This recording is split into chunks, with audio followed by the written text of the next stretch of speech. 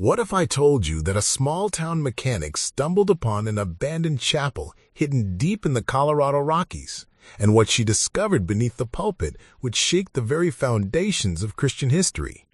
This isn't just a story about forgotten stone and weathered wood. It's about a secret that's been buried for over 4 centuries. A discovery so profound it would force scholars to rewrite textbooks and challenge everything we thought we knew about early American religious settlements. Before we jump back in, tell us where you're tuning in from, and if this story touches you, make sure you're subscribed, because tomorrow I've saved something extra special for you. This is the story of how Maya Rodriguez, armed with nothing but her curiosity, a stubborn streak, and an old pickup truck, uncovered evidence that would turn the academic world upside down and reveal a truth that powerful institutions had spent generations trying to hide. The mountains remember what they tried to erase, and sometimes it takes an outsider to hear what the stones are whispering. The Colorado Rockies in early October painted themselves in shades of gold and crimson, a masterpiece that stretched endlessly across jagged peaks and hidden valleys. For Maya Rodriguez, these mountains weren't just scenery, they were sanctuary. At 28, she had the kind of hands that spoke fluent French and the kind of heart that had been pieced back together more times than she cared to count. Maya wasn't your typical mountain town resident. While most folks in Cedar Ridge either worked the tourist trade or had roots going back 3 generations, she was still the newcomer after 2 years. Her auto repair shop, Rodriguez Motors, sat at the edge of town like a question mark. Successful enough to keep the lights on, small enough that she could run it solo, and quiet enough that she could think while she worked. She'd come to Cedar Ridge the way most people come to mountain towns, running from something. In her case, it was a divorce that had stripped away not just her marriage, but her entire sense of who she was supposed to be. Back in Denver, she'd been Maya Rodriguez Campbell, junior partner at a prestigious law firm, living in a house with more square footage than soul. Now, she was just Maya again, and some days that felt like loss. Other days, like freedom. Her shop occupied a converted gas station from the 1960s, complete with those old-fashioned pumps that didn't work anymore, but looked authentic enough that tourists liked to take selfies next to them. The building had good bones, solid concrete floors that could handle hydraulic lifts, high ceilings that made working under vehicles comfortable, and enough space in the back for all the projects that kept her busy when paying customers were scarce. Maya had always been good with her hands. Growing up in Pueblo, she'd been the kid who took apart radios just to see how they worked, who helped her father fix the family car while her 3 older brothers were off playing football. Her parents had pushed college, law school, respectability, and she'd followed that path for nearly a decade before realizing she'd been holding her breath the entire time. Now, surrounded by engine blocks and the smell of motor oil, she could breathe again. Her days had a rhythm: coffee at sunrise, morning appointments, afternoon walk-ins, evening paperwork. The mountain air was thin but clean, and the silence between customers felt earned rather than empty. The locals had accepted her gradually, the way mountain communities do. Old Tom Harrison brought his ancient Ford F-150 in monthly, more for the conversation than the truck's modest needs. Sarah Chen, who ran the only decent coffee shop in town, had started saving Maya the last apple fritter every Wednesday. Even Deputy Marcus Thompson had begun nodding when he passed her shop, though he still looked at her like she might be hiding something dangerous under her hood. Maya's personal vehicle was a testament to her philosophy: a 1987 Chevrolet K10 pickup, forest green with rust spots that formed constellations across the wheel wells. She'd bought it from a rancher's widow for $800 and spent 6 months bringing it back to life. It wasn't pretty, but it was honest. Every dent had a story. Every repair had been done with her own hands. The truck had become her exploration partner.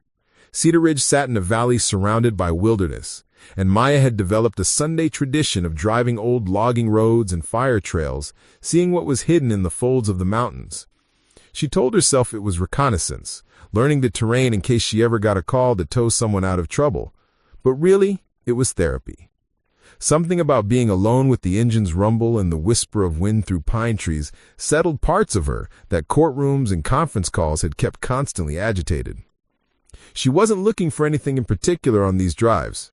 Sometimes she'd find old mining equipment, remnants of Colorado's silver boom.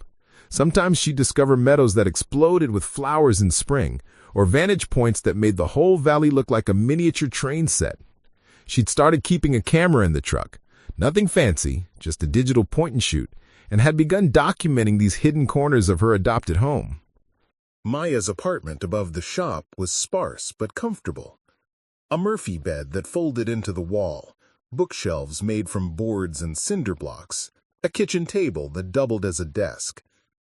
The walls were bare except for a single photograph, her grandmother, Elena Rodriguez, standing next to a 1952 Buick Special, wrench in hand, grease on her apron, grinning like she just solved the world's greatest puzzle.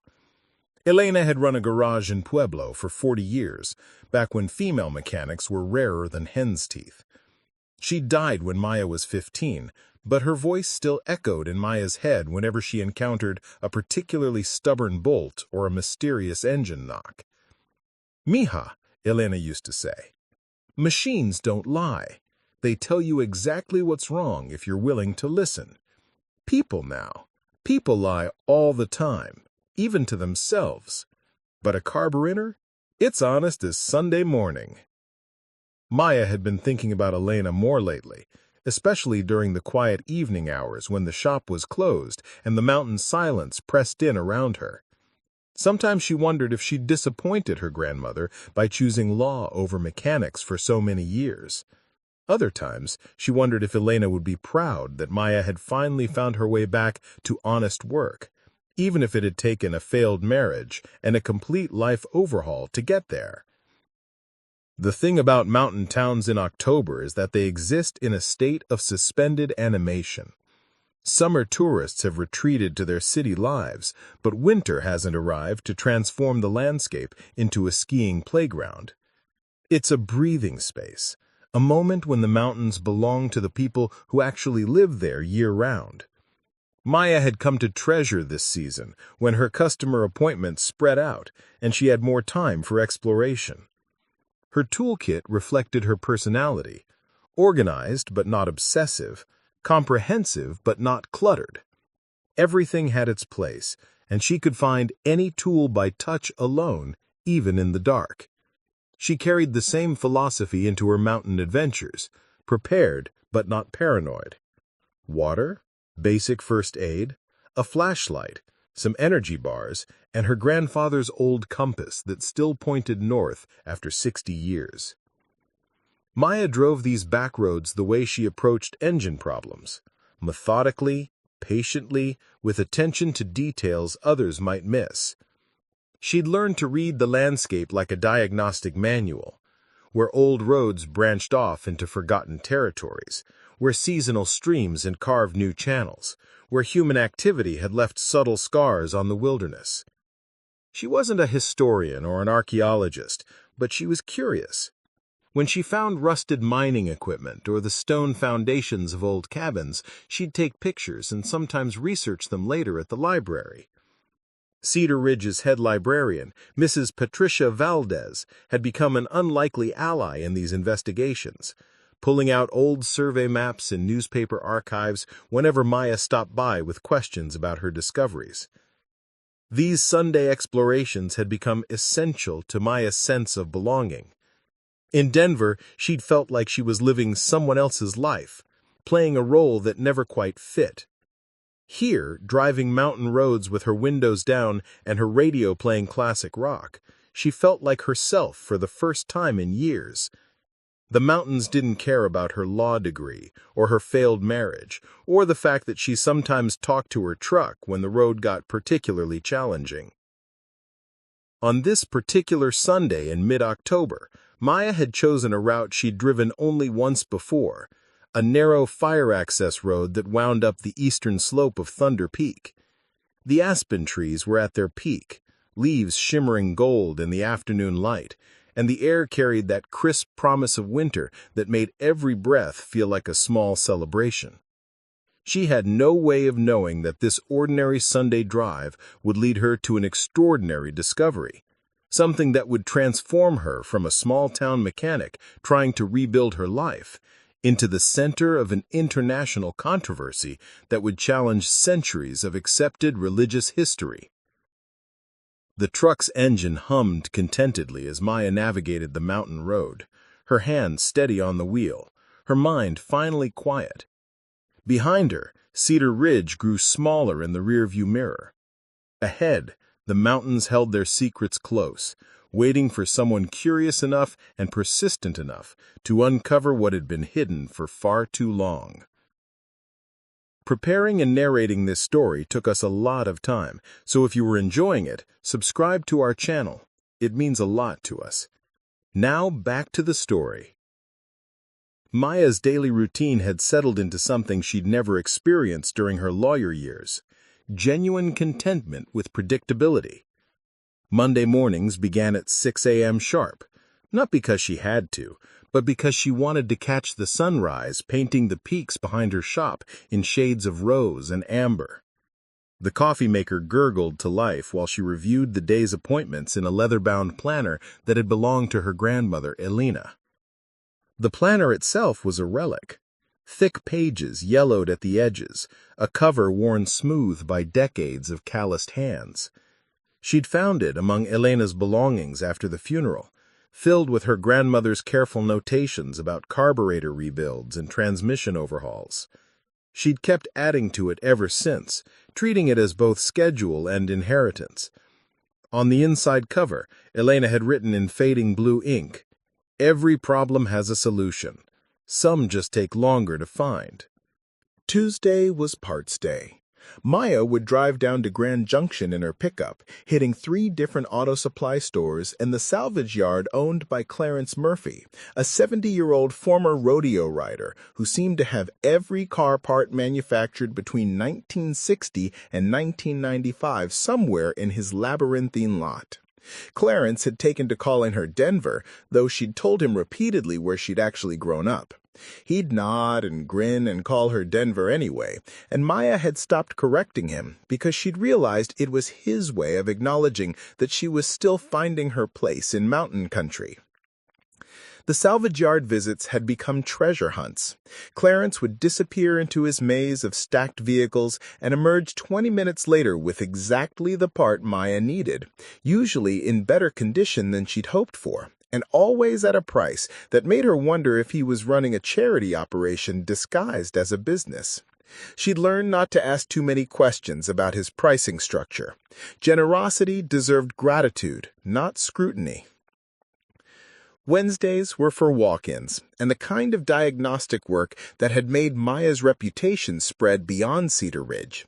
She had a gift for listening to engines, for translating their mechanical complaints into human language that customers could understand without feeling patronized.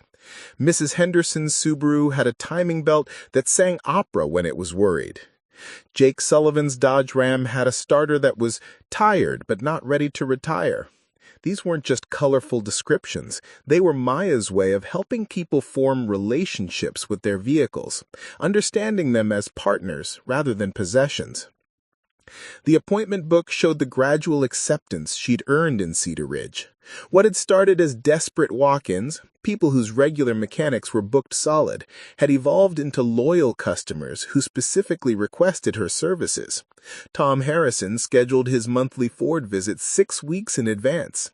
The Yamamoto family brought all 3 of their vehicles exclusively to Rodriguez Motors. Even the skeptical Deputy Thompson had started quietly having his patrol cars oil changed there, though he still acted like he was conducting surveillance rather than routine maintenance. Thursday afternoons belonged to her special projects, the vehicles that came to her not for quick fixes, but for resurrection. Currently, she was rebuilding a 1969 Camaro SS for a teenager named Dylan Foster, whose grandfather had left him the car in roughly the same condition as a barn find. The kid worked at the hardware store after school and paid Maya in cash installments of $20 and $50, money that probably represented his entire social budget. She'd agreed to the project not because it was profitable, it definitely wasn't, but because Dylan's enthusiasm reminded her of herself at 16, desperate to understand how things worked beneath their surface. The Camaro project had become a teaching opportunity. Dylan arrived every Thursday at 4 o'clock, eager to learn and surprisingly good with his hands. Maya found herself explaining not just what needed to be done, but why. The relationship between compression ratios and performance, how carburetor jets affected fuel mixture, why some restoration shortcuts would create bigger problems down the road. She was passing on Elena's knowledge without even realizing it, carrying forward a tradition of understanding that went deeper than mere mechanical competence. Friday evenings were Maya's social time, though social was a relative term in a town of 2,800 people. She'd developed a routine of stopping by Murphy's Tavern after closing the shop, not to drink heavily, but to occupy a corner booth with a burger and a beer while listening to the conversation swirling around her. Mountain towns were information ecosystems, and Murphy served as the central hub where news, gossip, and local wisdom were exchanged with the efficiency of a stock market. She learned to decode the local social dynamics through these Friday observations.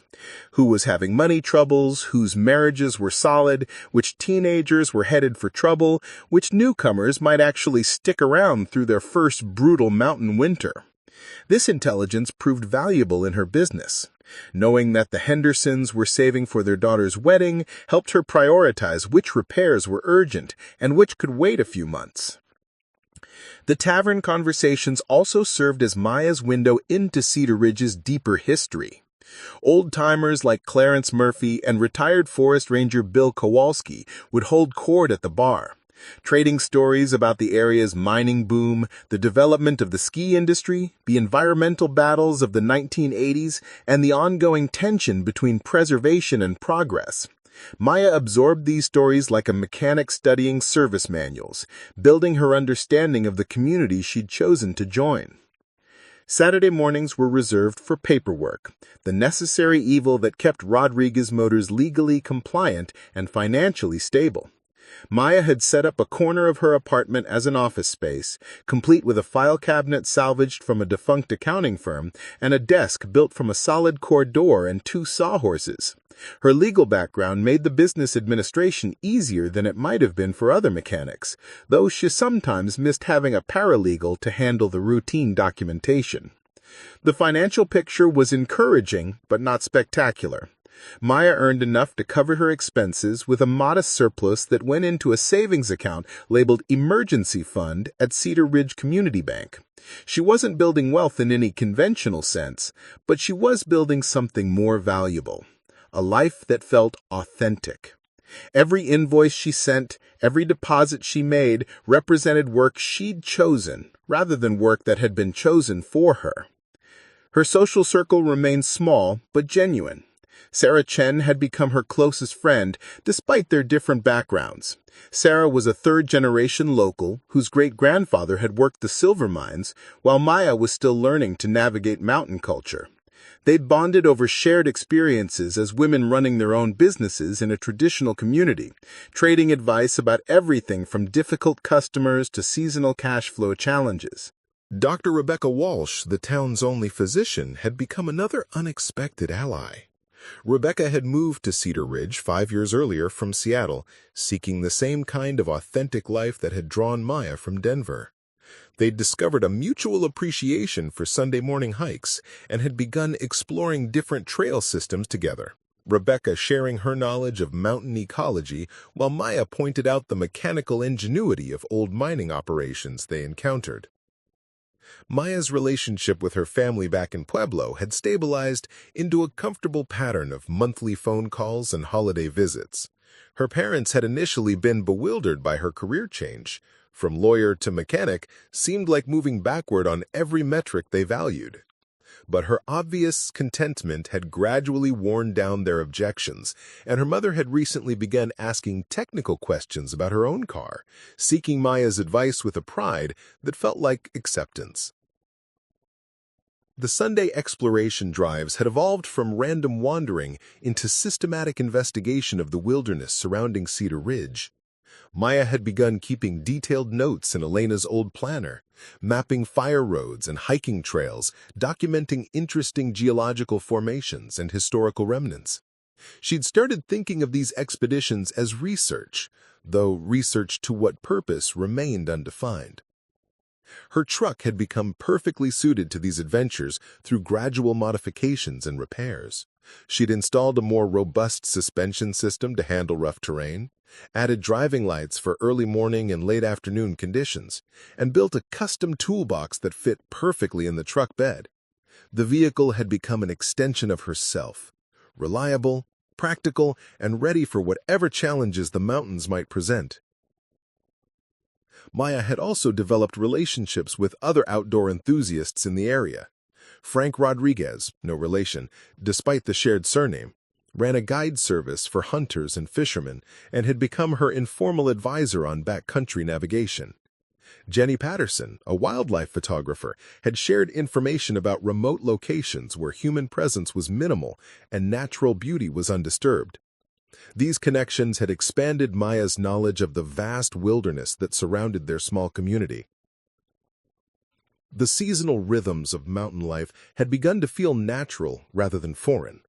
Maya understood now why old-timers talked about tourist season and locals season as fundamentally different experiences of the same place. Summer brought crowds, noise, and economic opportunity. Fall and winter brought solitude, introspection, and the kind of deep quiet that city dwellers traveled thousands of miles to experience. Maya's apartment reflected her growing sense of permanence in Cedar Ridge. What had started as temporary furniture and minimal decoration had gradually evolved into a space that felt like home. She'd added bookshelves filled with technical manuals and local history volumes, framed photographs of her mountain discoveries, and even a small collection of houseplants that somehow survived despite her inconsistent watering schedule. The rhythm of her days had become so natural that Maya sometimes forgot how radically different her life was just 3 years earlier. The stress that had once kept her awake reviewing legal briefs and preparing for depositions had been replaced by the satisfying exhaustion that came from physical work and honest problem-solving. She slept deeply now, dreamless, and woke feeling ready rather than reluctant. This was the life Maya had built for herself in Cedar Ridge, modest but genuine, challenging but manageable, isolated but not lonely. She had found her place in the world's machinery, a role that fit her skills and satisfied her soul. She had no way of knowing that this carefully constructed existence was about to be completely transformed by what she would discover on a routine Sunday drive up Thunder Peak, hidden in a place where no one had thought to look for over 4 centuries. The ordinary world Maya had created was about to become extraordinary in ways she couldn't imagine. October 15th dawned crisp and clear, the kind of morning that made Maya grateful she'd chosen mountain life over city convenience. Frost glittered on her truck's windshield like scattered diamonds, and her breath formed small clouds as she scraped ice from the glass with a credit card. Her ice scraper had disappeared somewhere in the chaos of her last move, and she kept forgetting to buy a replacement. The truck's engine turned over reluctantly in the cold air, coughing twice before settling into its familiar rumble. Maya had been meaning to adjust the choke mechanism for weeks, but the old Chevy's morning protests were more endearing than problematic. She had learned to read the truck's moods like a longtime partner. It needed 30 seconds to warm up, preferred second gear on steep inclines, and made a particular whistling sound when the air filter needed attention. This Sunday's destination was a fire access road she had discovered 3 weeks earlier but hadn't had time to fully explore. Forest Service Road 247 branched off Highway 82 about 12 miles east of Cedar Ridge, winding up the shoulder of Thunder Peak through a corridor of lodgepole pines and aspen groves that promised spectacular views from higher elevations. Maya had packed her usual exploration kit: 2 bottles of water, a thermos of coffee that would stay hot for hours, energy bars that tasted like cardboard but provided reliable fuel, her camera, a topographical map of the area, and her grandfather's compass.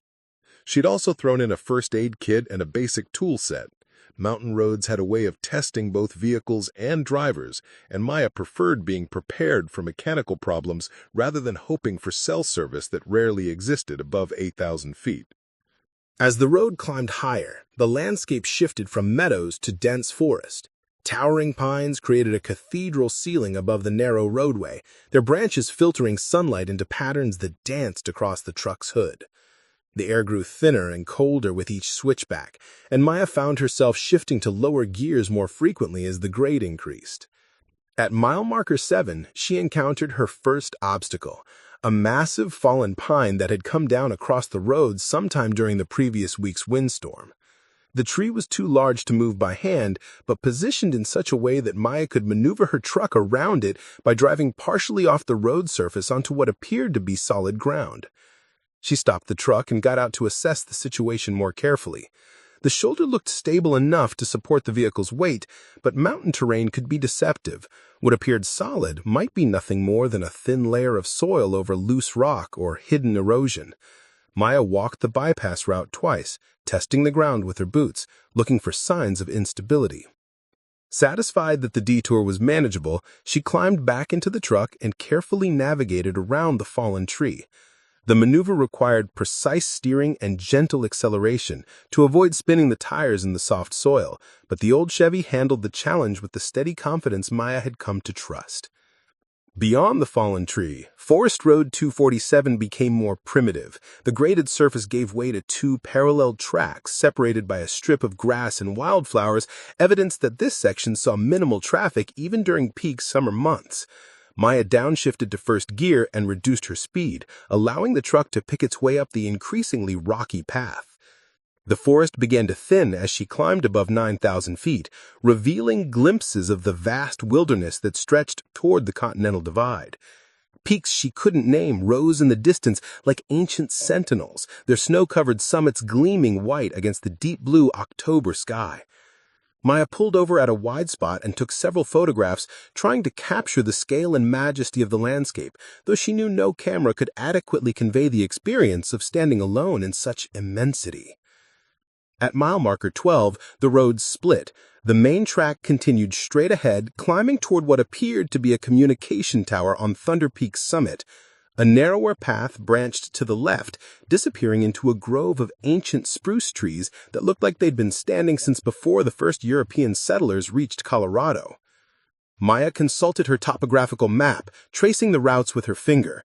The left branch wasn't marked on the official Forest Service documentation, which meant it was either a very old road that predated current mapping efforts or an unofficial trail created by hunters, loggers, or mining operations. Either possibility intrigued her. Unmarked paths often led to the most interesting discoveries. She chose the left fork. The unmapped road immediately revealed why it hadn't been maintained for official use. Massive boulders had rolled down from the surrounding slopes, creating obstacles that required careful navigation. In several places, seasonal streams had carved channels across the path, leaving behind rocky creek beds that challenged the truck's suspension system. Maya's progress slowed to a crawl as she picked her way through the increasingly difficult terrain. 20 minutes after taking the unmarked fork, Maya encountered what appeared to be the end of the road. A rock slide had completely blocked the path ahead, creating a barrier of house-sized boulders that would have required heavy equipment to clear. She parked the truck in a small clearing and considered her options. The logical choice was to turn around and return to the main road, perhaps exploring some of the other branches she had noticed on the drive up. But something about this remote location drew her forward. The rock slide looked recent, probably from the same storm system that had brought down the pine tree, which suggested the road had been passable until very recently. Someone had cut this path through the wilderness for a purpose, and Maya's curiosity demanded she discover what lay beyond the obstruction. She grabbed her day pack and started climbing over the rock slide on foot. The boulders were stable, but required careful placement of hands and feet, and Maya was grateful for the hiking boots she'd started wearing on these Sunday expeditions. The climb took nearly 15 minutes and left her breathing hard in the thin mountain air, but she emerged on the other side to find the road continuing into a narrow valley she hadn't been able to see from below. This hidden valley felt different from the surrounding wilderness, more protected, more secretive. Ancient spruce trees towered overhead, their branches so dense that they created perpetual twilight even in the middle of the afternoon. The air was still and quiet, with none of the wind movement Maya had grown too accustomed to on exposed ridges and peaks. Even her footsteps seemed muffled, as though the forest was absorbing sound before it could travel. The old road was still visible, though badly overgrown with ferns and moss. Someone had definitely built this path with considerable effort. Maya could see evidence of grading and drainage work that suggested serious construction rather than a simple game trail. Whoever had wanted access to this valley had been willing to invest significant time and resources to create it. As she followed the overgrown road deeper into the valley, Maya began noticing other signs of human activity. Cut stumps showed where trees had been selectively harvested, though the saw marks looked old enough to predate modern chainsaw technology. Stone retaining walls appeared at intervals, expertly built but weathered by decades of freeze-thaw cycles. This wasn't random wilderness. Someone had lived and worked here, probably for an extended period.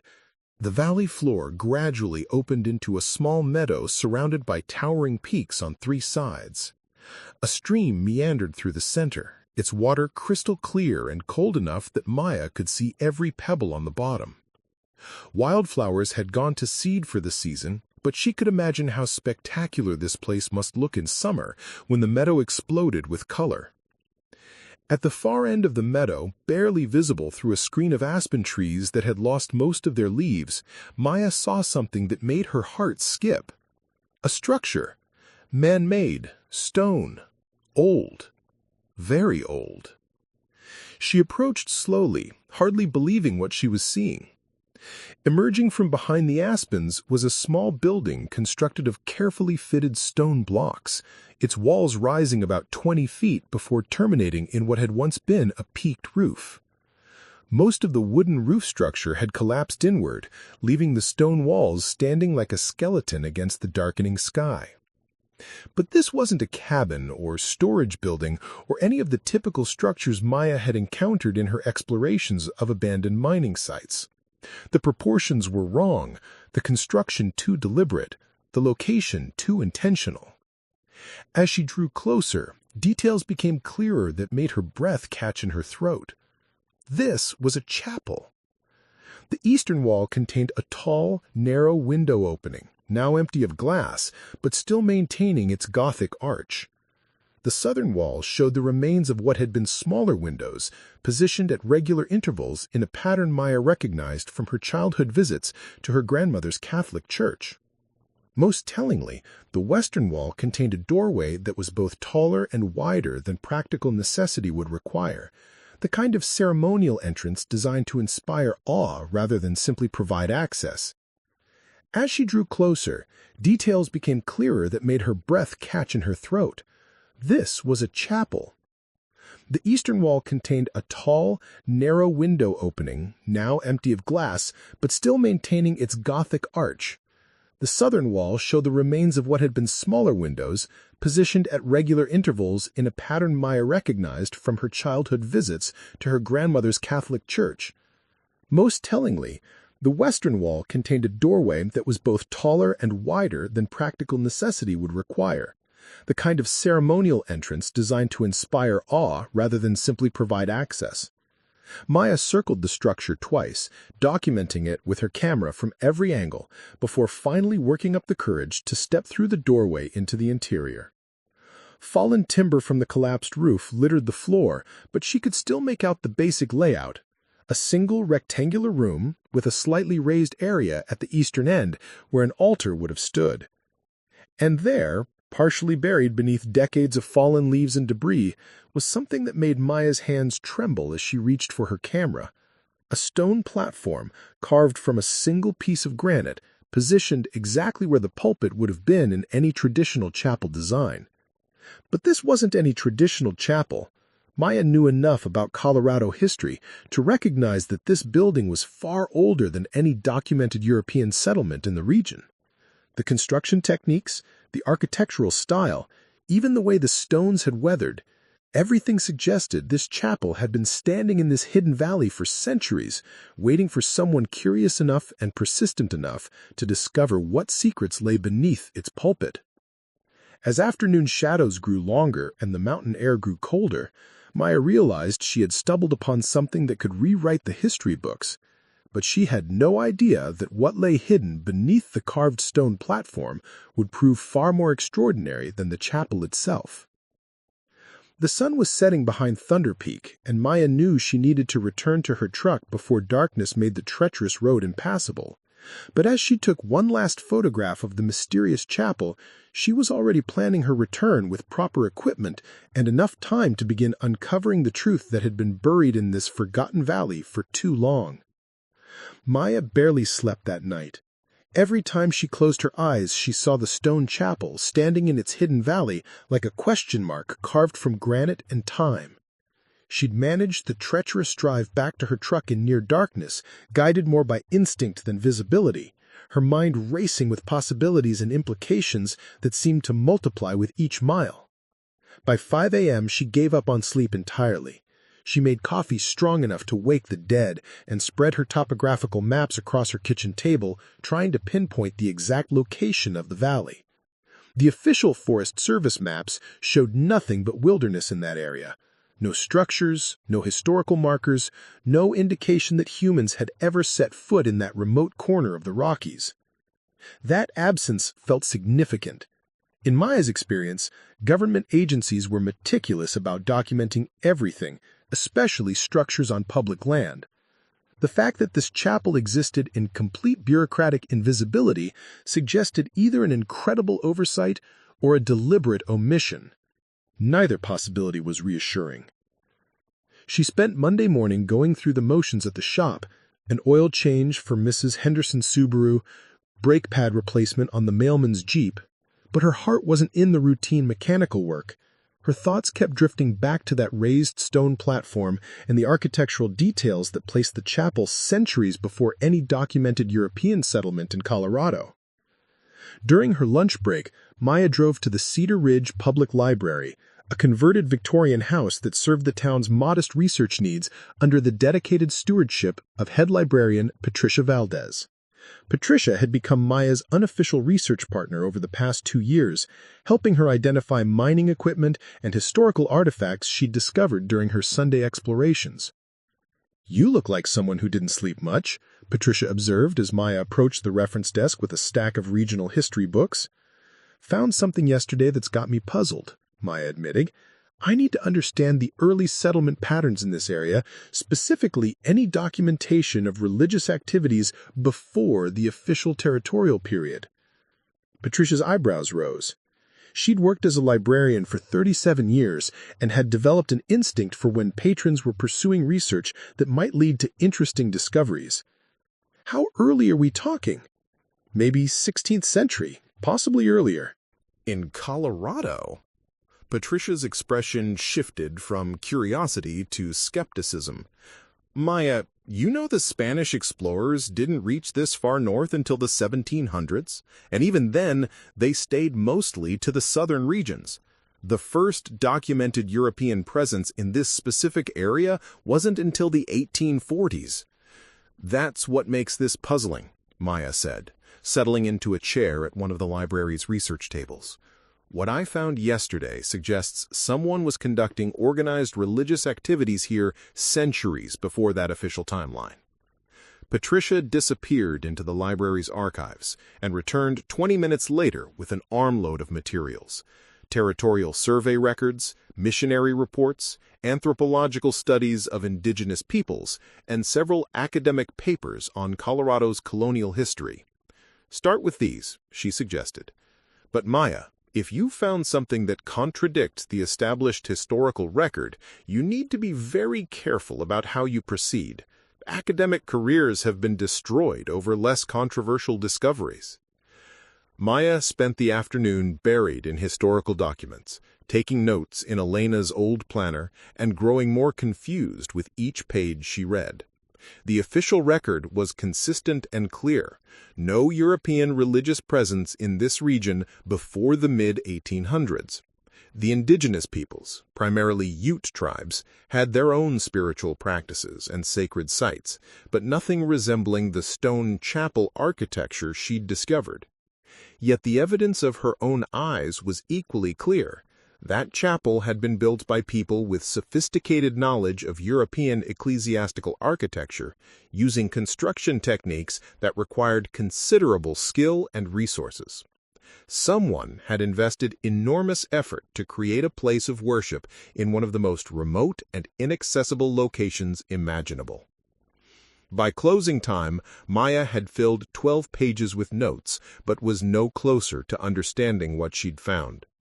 Patricia locked up the library and walked with her to the parking lot, clearly intrigued by Maya's research project. "You know," Patricia said thoughtfully, "if you've really found something that predates the official settlement record, you should talk to Dr. James Whittemore at Colorado State. He's the leading authority on early colonial activity in the region, and he spent his career looking for exactly the kind of anomalies you might have discovered."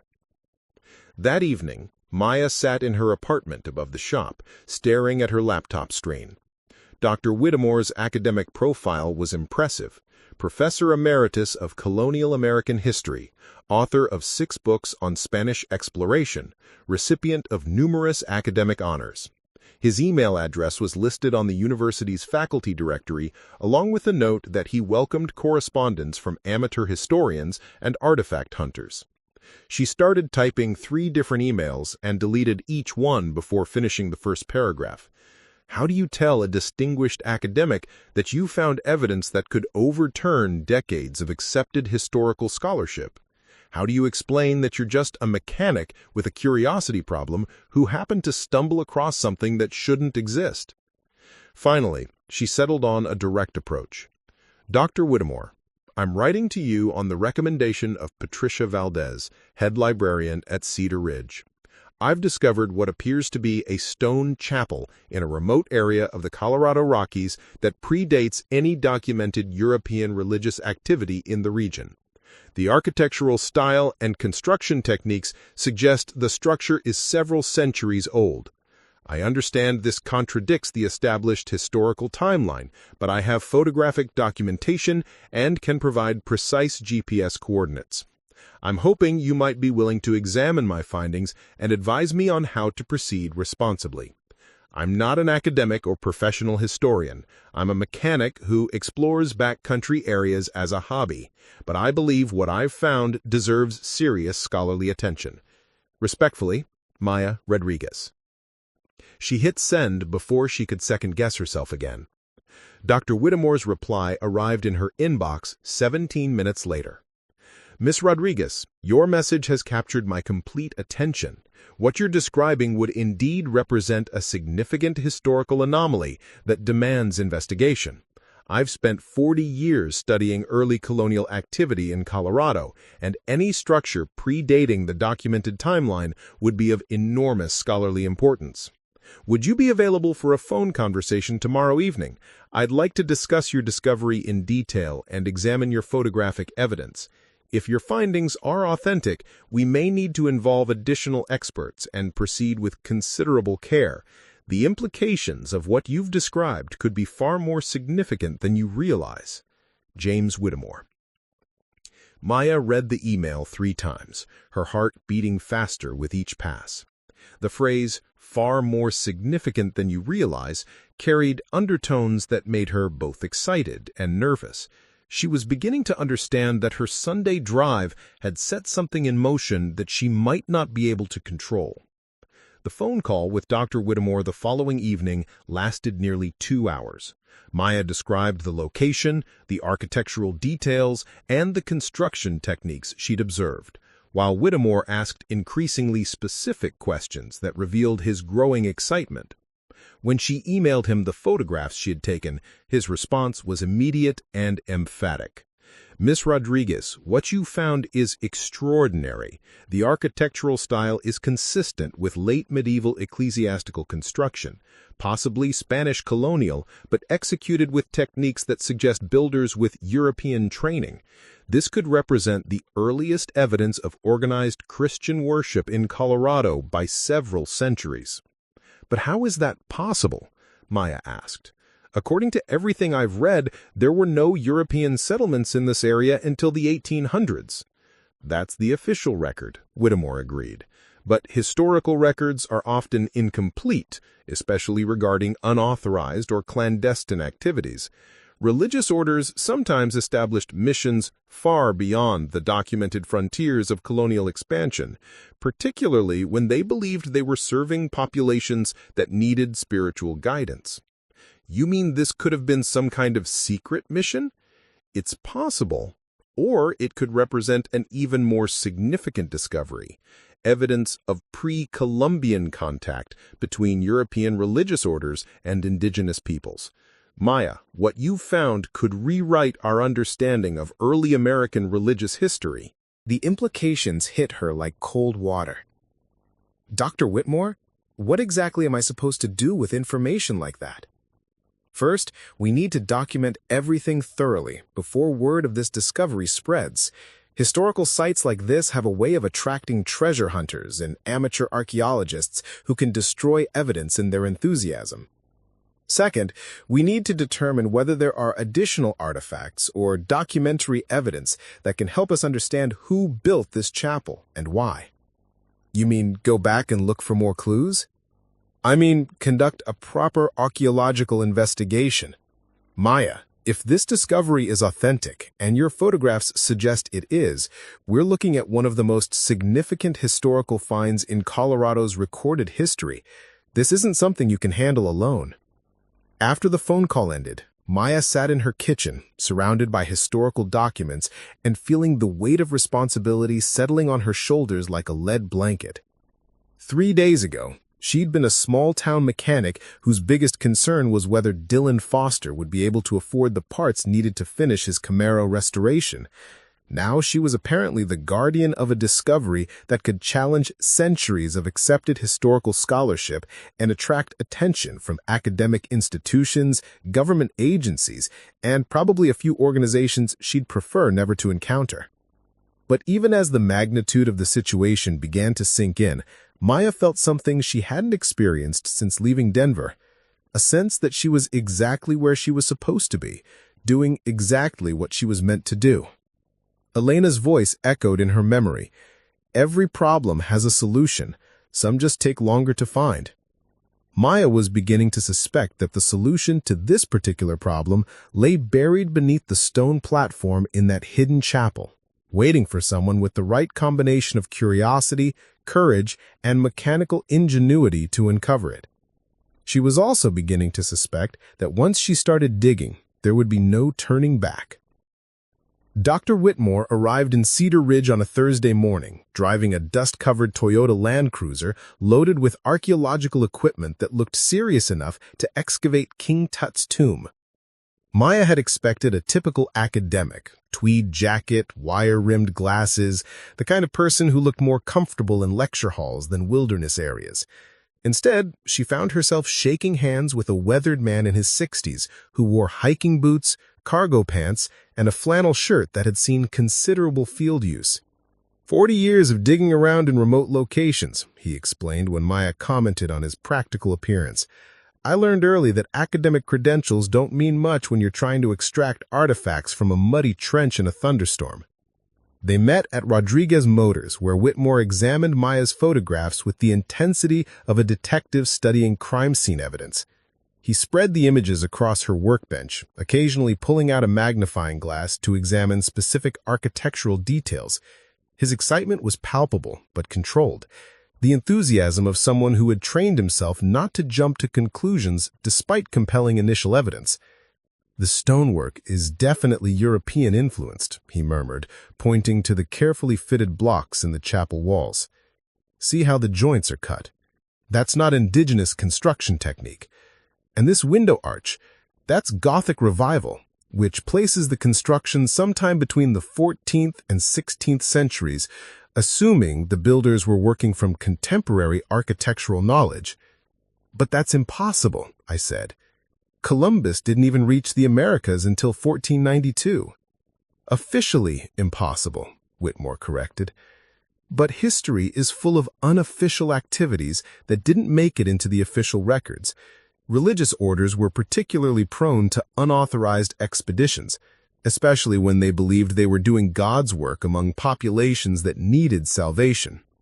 They loaded Maya's truck with Whitmore's equipment: ground-penetrating radar, metal detectors, soil analysis kits, and precision excavation tools that made her mechanics toolkit look primitive by comparison.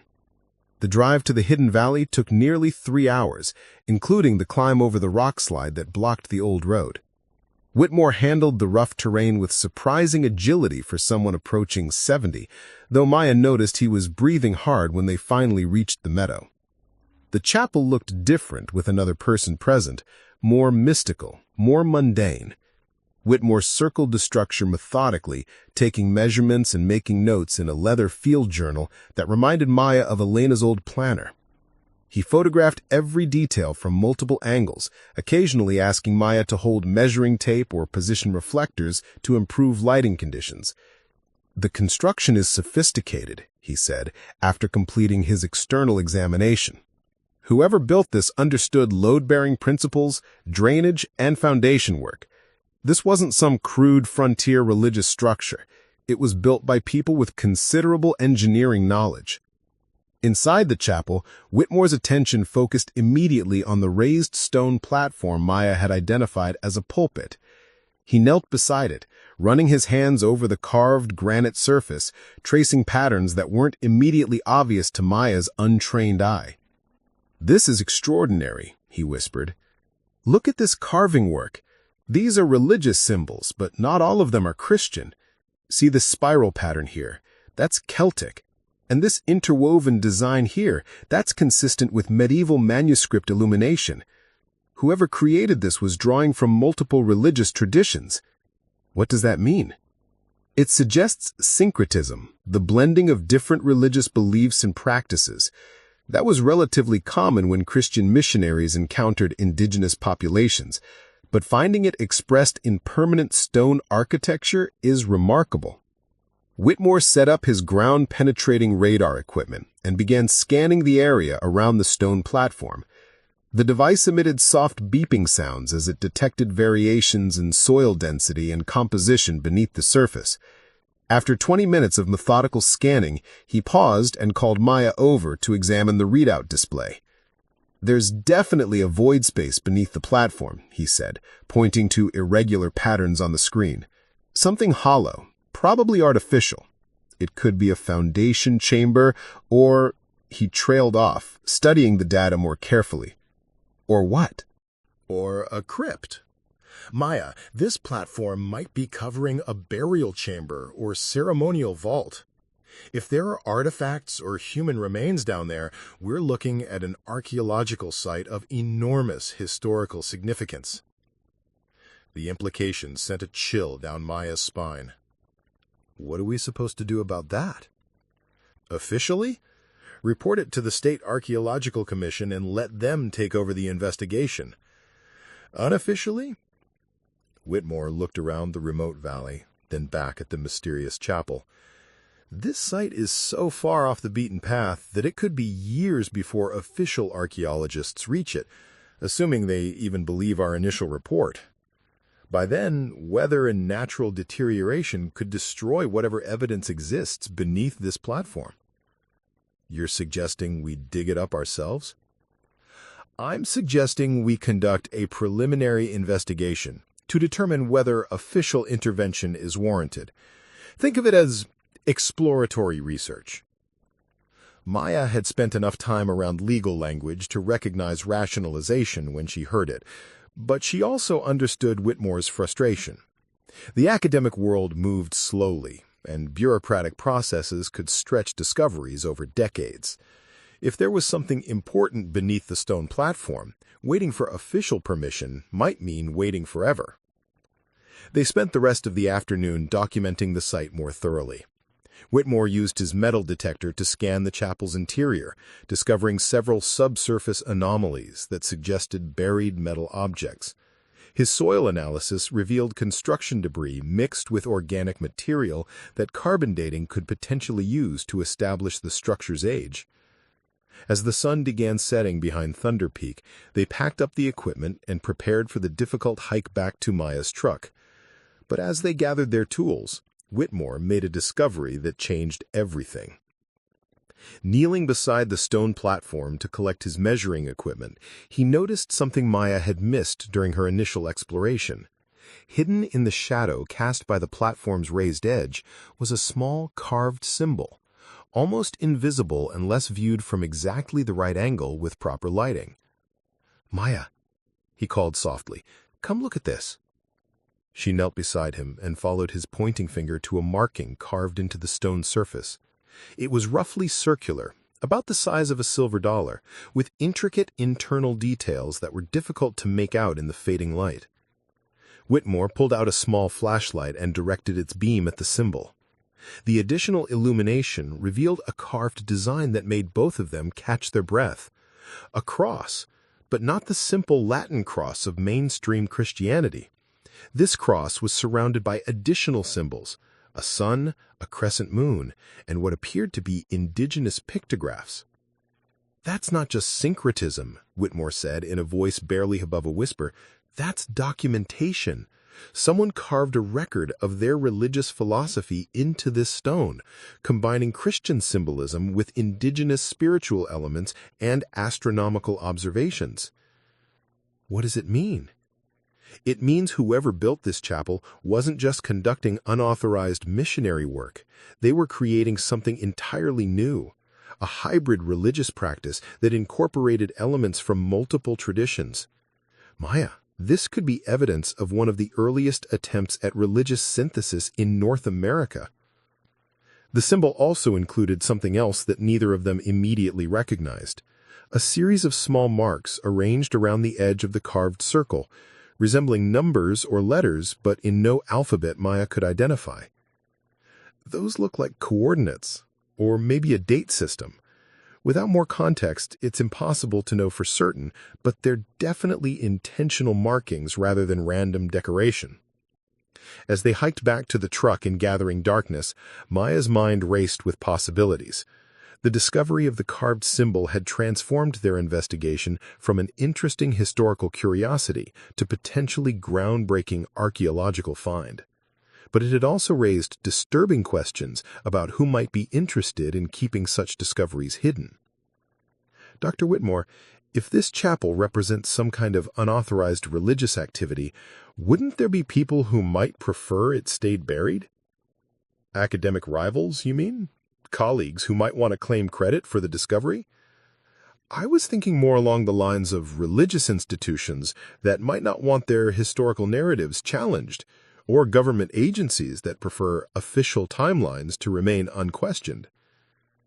Whitmore was quiet for a long moment as they loaded the equipment into Maya's truck. "You're right to be concerned," he said finally. "Investigations like this have a way of attracting attention from quarters you'd never expect. Religious organizations, academic institutions, even federal agencies can become very protective when their established narratives are threatened." "So what do we do?" "We proceed carefully. We document everything thoroughly but discreetly, and we prepare for the possibility that once word of this discovery spreads, we may not be the ones controlling the investigation anymore." The drive back to Cedar Ridge was mostly silent, both of them absorbed in thoughts about what they discovered and what it might mean. Maya found herself checking her rearview mirror more frequently than usual, though she couldn't have explained why. The remote mountain roads showed no signs of other traffic, but something about the day's discoveries had left her feeling watched.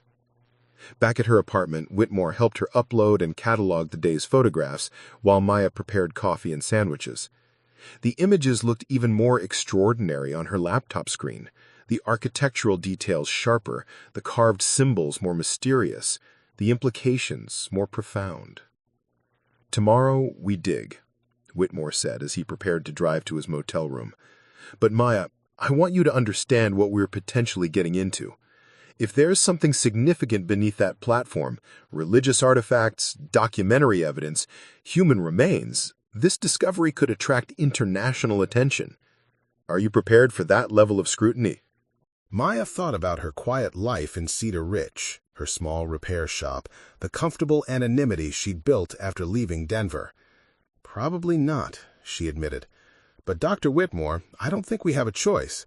Whatever's under that stone platform has been waiting centuries for someone to find it. If we walk away now, it might wait centuries more." Whitmore nodded approvingly. "That's exactly the right attitude for this kind of work. Historical truth doesn't care whether we're ready for it or not." After he left, Maya sat alone in her kitchen, surrounded by photographs of the mysterious chapel and feeling the weight of responsibility settling even more heavily on her shoulders. Tomorrow, they would begin excavation beneath the stone platform, and there was no predicting what they might uncover or who might be watching when they uncovered it. But as she fell asleep that night, Maya wasn't thinking about potential dangers or international attention. She was thinking about the carved symbol they'd discovered, with its blend of Christian and indigenous elements, and wondering what story it might tell about the people who had lived and worshipped in that hidden valley centuries before history said they existed. The excavation began at dawn. Maya and Dr. Whitmore had decided to start early, hoping to accomplish as much as possible before the afternoon mountain weather made outdoor work uncomfortable.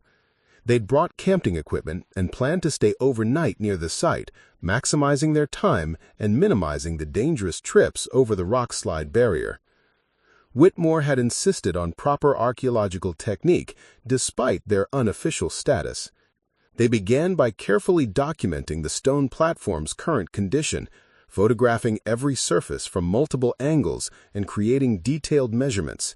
Only then did they begin the delicate process of examining how the platform might be moved without damaging whatever lay beneath. "This wasn't designed to be permanent," Whitmore observed as he studied the platform's construction. "See these metal pins? They're holding the stone in place, but they're removable. Whoever built this intended for it to be accessed periodically." The pins were badly corroded but still functional. Using a combination of penetrating oil and careful leverage, they managed to work the first pin loose after nearly an hour of patient effort. The second pin proved more stubborn, requiring Maya to apply her mechanics expertise with improvised tools fashioned from Whitmore's archaeological equipment. "I never thought I'd be grateful for a mechanic's problem-solving skills on an archaeological dig," as Maya successfully extracted the stubborn pin using a combination of heat, leverage, and what she called aggressive persuasion. With both pins removed, the stone platform shifted slightly but remained in place, apparently held by its own considerable weight and centuries of settling.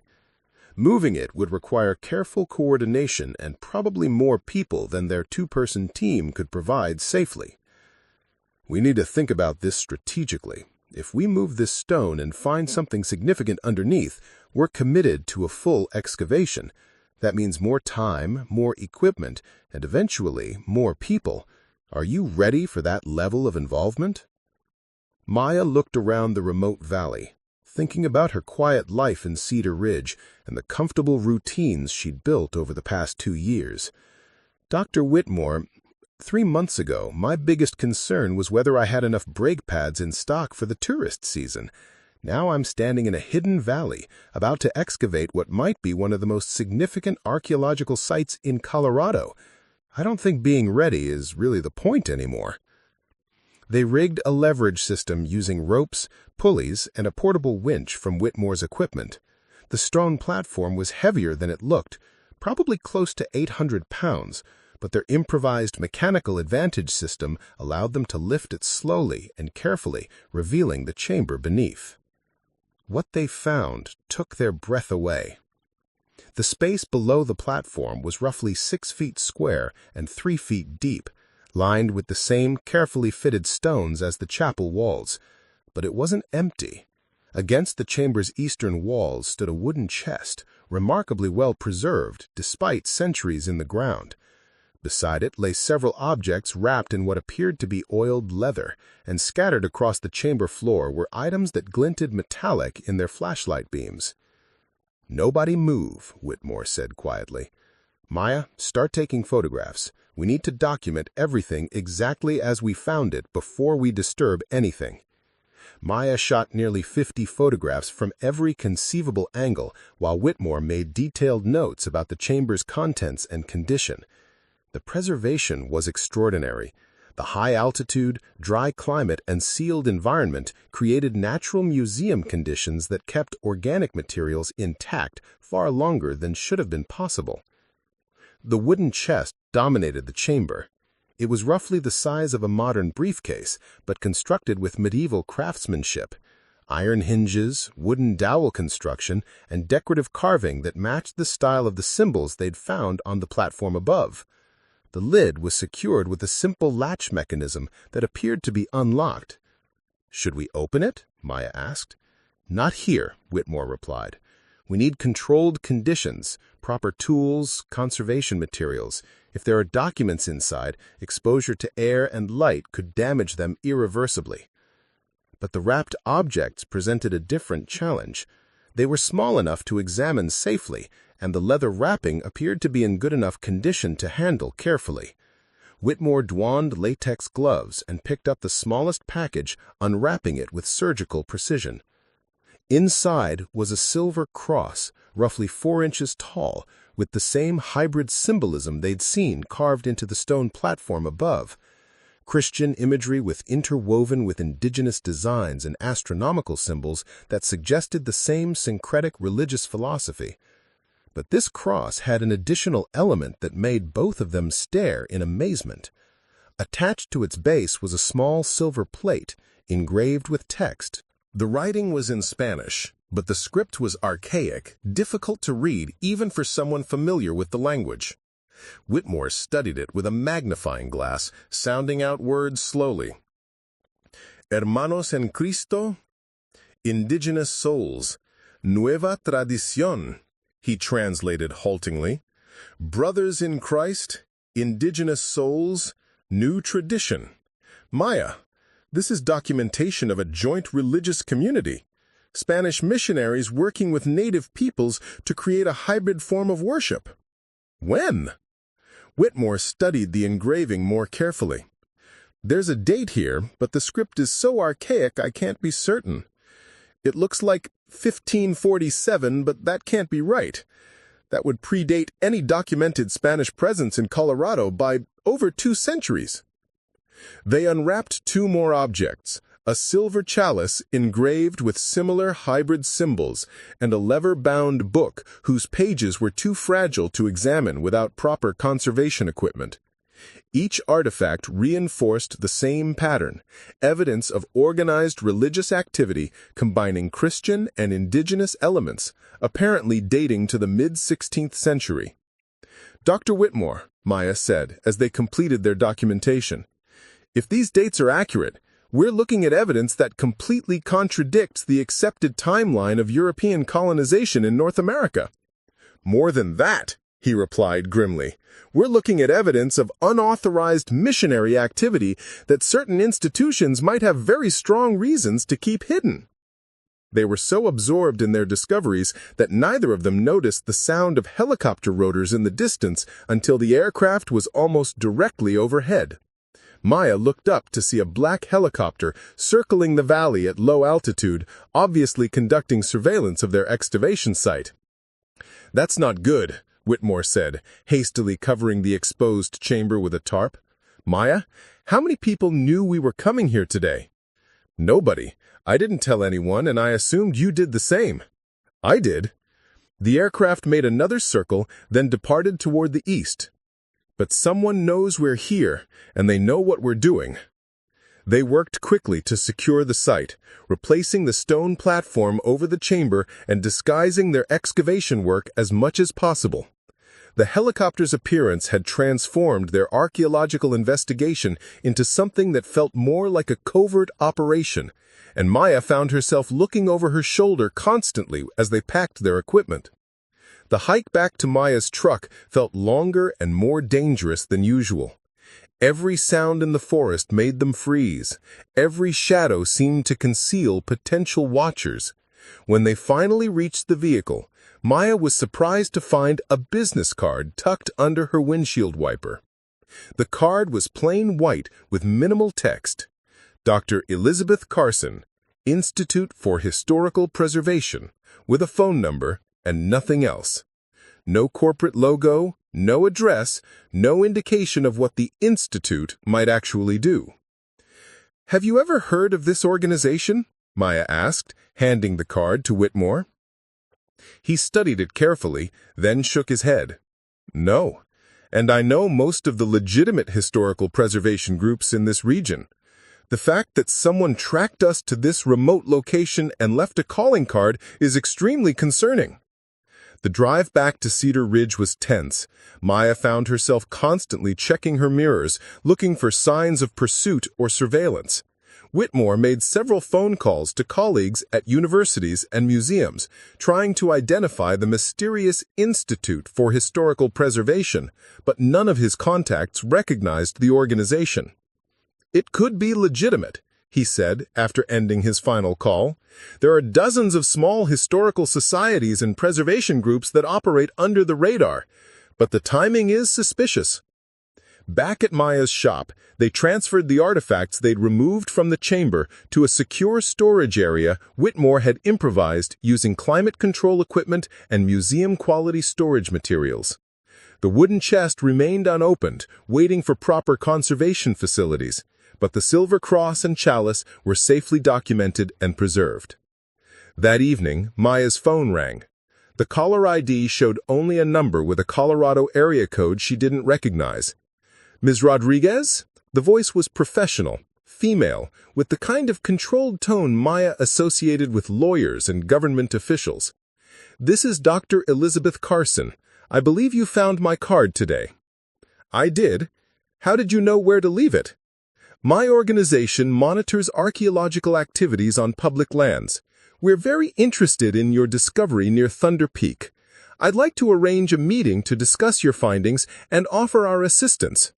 "What kind of assistance?" "Professional archaeological support, legal protection, financial backing for a proper excavation. Ms. Rodriguez, what you found is potentially very significant, but it's also potentially very dangerous from a legal standpoint. Unauthorized excavation of archaeological sites can result in serious federal charges." The threat was politely delivered but unmistakable. Maya felt her heart rate increase as she realized the implications. "Are you saying we've broken the law?" "I'm saying that proper procedures exist for a reason, and my organization can help ensure your discovery is handled appropriately. We'd like to meet with you and Dr. Whitmore tomorrow afternoon to discuss how we might collaborate." "And if we're not interested in collaboration?" There was a pause that lasted just long enough to feel ominous. "I think you'll find our assistance very beneficial, Ms. Rodriguez. Historical discoveries like yours often attract unwanted attention from various quarters. Our organization has experience protecting both archaeological sites and the people who discover them." After the call ended, Maya sat in her kitchen, staring at the business card and feeling trapped between competing dangers. On one side was the mysterious Institute for Historical Preservation, with its implicit threats and offers of protection. On the other was the possibility that their discovery could revolutionize understanding of early American religious history. But increasingly, Maya was beginning to suspect that the most dangerous element in this situation wasn't government bureaucracy or academic politics. Someone with resources and connections had been monitoring their activities from the beginning, and that someone was now making moves to control their discovery. The question was whether Maya and Dr. Whitmore were going to allow themselves to be controlled, or whether they were prepared to fight for the right to tell the truth about what they'd found buried beneath that ancient stone platform. As she turned off the lights and headed upstairs to her apartment, Maya realized that her quiet life in Cedar Ridge was effectively over. Tomorrow's meeting with Dr. Carson would determine whether she became a partner in uncovering historical truth or a casualty in someone else's effort to keep it buried. The meeting with Dr. Elizabeth Carson took place at a coffee shop in Grand Junction, neutral territory that Maya insisted upon after spending a sleepless night researching the Institute for Historical Preservation. What she'd found was disturbing. The organization existed, but only barely. A website with minimal information, a registered address that turned out to be a post office box, and funding sources that traced back through a labyrinth of shell corporations and private foundations. Dr. Carson arrived precisely on time, a woman in her 50s, with silver hair, expensive clothing, and the kind of confidence that came from never having her authority questioned.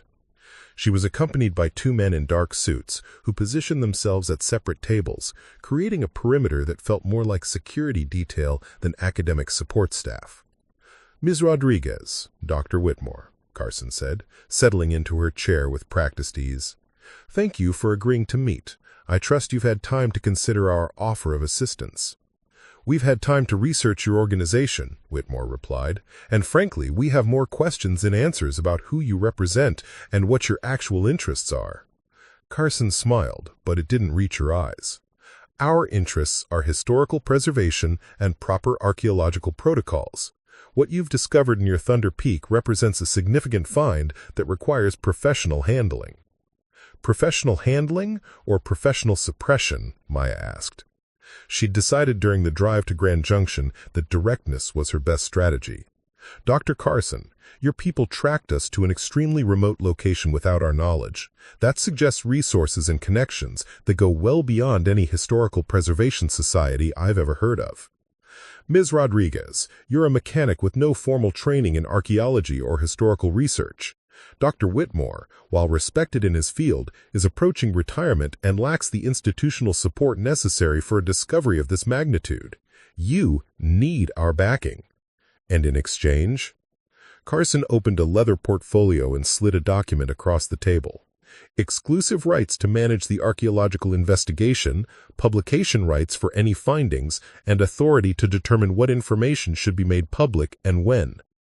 Maya scanned the contract quickly, her legal training allowing her to identify the key provisions faster than Carson probably expected. "This gives your organization complete control over our discovery. We'd essentially be signing away any rights to our own find. You'd be ensuring that your find is handled appropriately by people with the resources and expertise to do it justice." Whitmore leaned forward. "Dr. Carson, what aren't you telling us? Who is your organization really working for, and why are they so interested in a remote chapel that shouldn't exist according to standard historical timelines?" Carson's composure slipped slightly. "There are certain sensitivities around discoveries that challenge established historical narratives. Religious institutions, government agencies, academic departments, they all have invested interests in maintaining accepted timelines and interpretations. So this is about suppression. This is about responsibility. Not every historical discovery should be trumpeted to the world without careful consideration of the consequences. Some truths are better managed than proclaimed." Maya looked at Whitmore, seeing her own determination reflected in his eyes. They'd found something extraordinary, something that could expand human understanding of early American religious history, and Carson wanted them to hand it over to an organization dedicated to controlling that information. "Dr. Carson, I appreciate your offer, but we're not interested. We'll be conducting our investigation according to proper archaeological standards, and we'll be sharing our findings with legitimate academic institutions." Carson's friendly demeanor evaporated entirely. "Ms. Rodriguez, you're making a serious mistake. The legal ramifications alone could destroy both of your careers, and there are other parties interested in this discovery who may not be as reasonable as my organization." "Is that a threat?" "It's a warning. You have 48 hours to reconsider our offer. After that, we can't guarantee your protection." Maya stood up.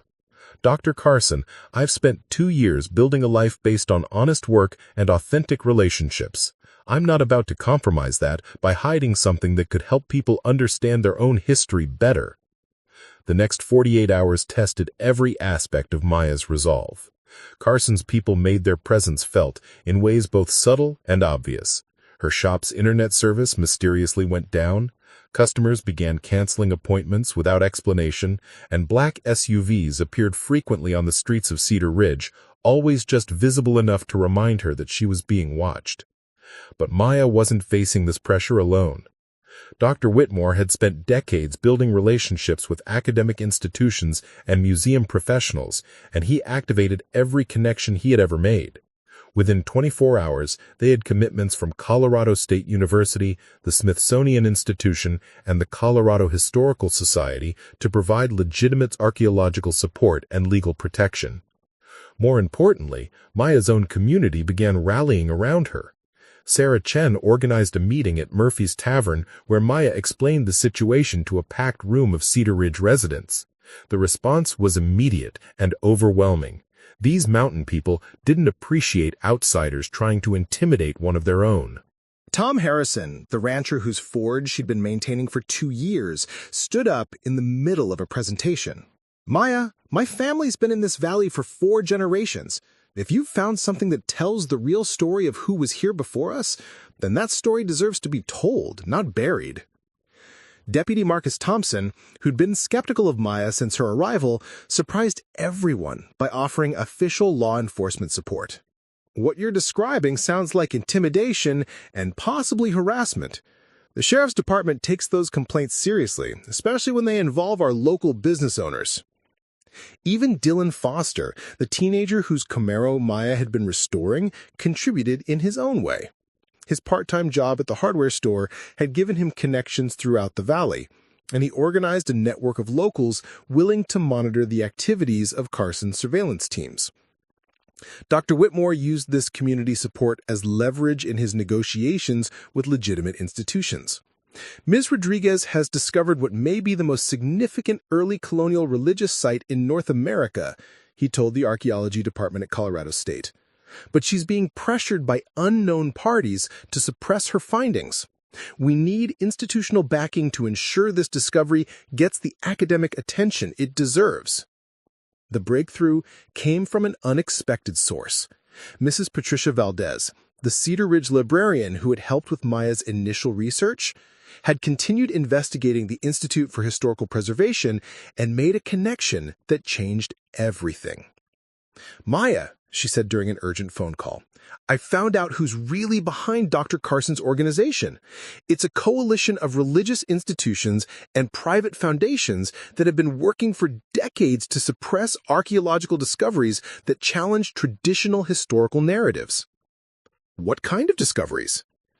"Evidence of pre-Columbian European contact, alternative religious practices, anything that might complicate the standard story of American religious and cultural development. They've been involved in suppressing excavations, buying silence from researchers, even influencing museum exhibitions." This information gave Maya and Whitmore the ammunition they needed. Dr. Whitmore contacted investigative journalists at National Geographic and The Washington Post, providing them with documentation of Carson's organization and their pressure tactics. The story broke 3 days later as a major expose on the suppression of archaeological discoveries in the American West. With institutional support secured and media attention focused on their situation, Maya and Dr. Whitmore were finally able to return to the hidden chapel with proper resources. A team from Colorado State University established a legitimate archaeological camp in the valley, complete with conservation equipment, documentation protocols, and legal protections. The most significant discovery was a formal agreement written on preserved parchment establishing what the authors called La Hermandad Sagrada, the Sacred Brotherhood. This document detailed a covenant between Spanish religious leaders and indigenous spiritual guides to create a new form of worship that would bridge their different understandings of the divine. Carbon dating confirmed that the materials were authentic and dated to the mid-16th century exactly as the written dates indicated. DNA analysis of organic materials found in the chamber revealed genetic markers consistent with both European and indigenous populations, providing physical evidence of the mixed community described in the documents. "Maya," Dr. Whitmore said as they reviewed the laboratory results, "what you found is going to require historians to completely revise their understanding of early European indigenous contact in North America. This wasn't conquest and conversion, this was collaboration and synthesis." The academic community's response was immediate and dramatic. Universities began organizing conferences, publishers competed for book rights, and museum curators started planning exhibitions. But more importantly, indigenous communities throughout the Southwest began sharing oral traditions that corroborated the documentary evidence Maya had uncovered.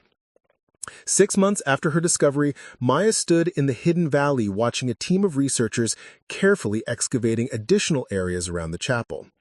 The site had been designated a National Historic Landmark, ensuring its protection and continued study for generations to come. But the most significant changes weren't happening in the valley. They were happening in Maya herself and in the community she'd chosen to call home. Rodriguez Motors had become an unofficial headquarters for the archaeological project. Maya had hired 2 additional mechanics to handle regular business while she divided her time between auto repair and serving as community liaison for the research team. Her shop's walls now displayed framed photographs of the chapel and its artifacts alongside her grandmother Elena's old planner and the tools of her trade. "Mija," she could almost hear Elena saying, "you fixed something bigger than an engine this time." The discovery had transformed Cedar Ridge as well. The town found itself at the center of international academic attention, bringing researchers, journalists, and curious visitors from around the world. Sarah Chan's coffee shop expanded into a combination cafe and bookstore specializing in regional history. Murphy's Tavern added a dining room to accommodate the increased tourism.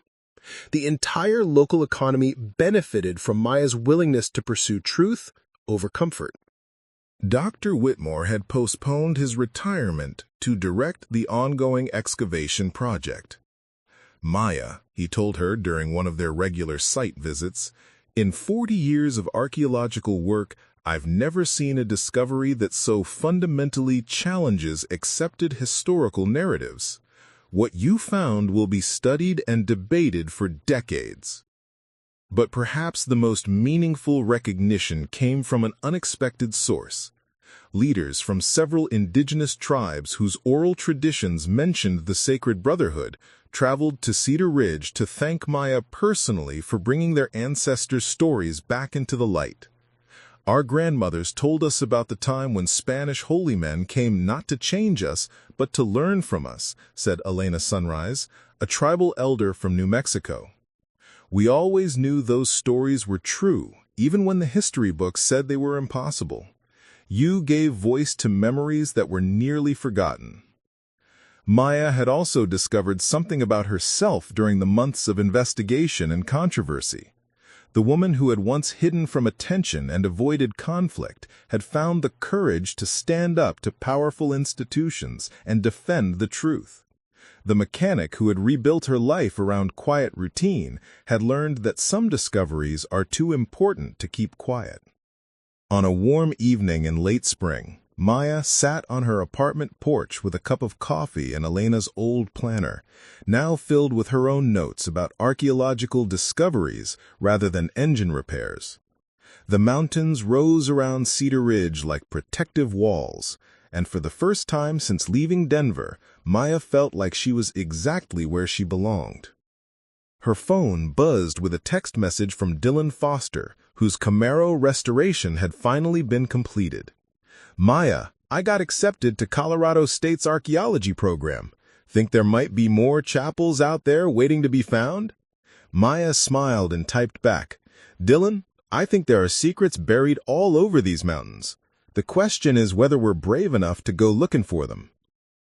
Because that's what Maya Rodriguez had learned in the hidden valley behind Thunder Peak. Sometimes the most important discoveries aren't the ones you're looking for. Sometimes they're the ones that find you when you're finally ready to listen to what the world has been trying to tell you all along. The mechanic who had come to the mountains seeking quiet had become the guardian of voices that had been silent for centuries. And in giving those voices a chance to speak, she had found her own voice as well, strong enough to stand against intimidation, clear enough to tell the truth, and brave enough to change the world one carefully excavated artifact at a time. The chapel still stood in its hidden valley, no longer alone, no longer forgotten. And Maya Rodriguez still lived above her shop in Cedar Ridge, still fixing engines and solving problems, but now she was also part of something larger, a story that connected past and present, different cultures and different faiths, and reminded everyone who heard it that the truth is always worth the courage it takes to uncover it. The mountains remember what others try to erase. And sometimes, if you're willing to listen closely enough and dig deeply enough, they'll share their secrets with someone who understands that the most important truths are the ones that bring people together rather than drive them apart. Up next, you've got 2 more standout stories right on your screen. If this one hits the mark, you won't want to pass these up. Just click and check them out. And don't forget to like, subscribe, and turn on the notification bell so you don't miss any upload from us.